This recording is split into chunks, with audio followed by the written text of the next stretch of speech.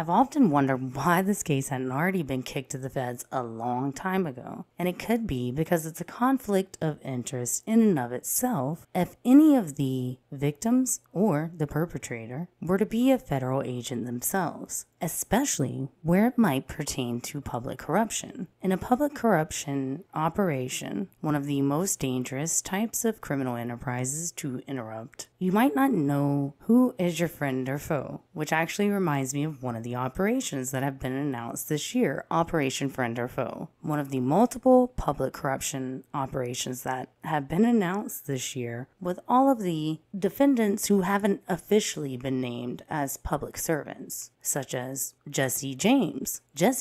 Bailey, and his wife. It's often reported that his wife was a corrections officer, but he himself had been a correction officer at some point, and he was forced out of public service because his wife apparently was associated with top members of the Aryan Nation as well as Mexican cartels.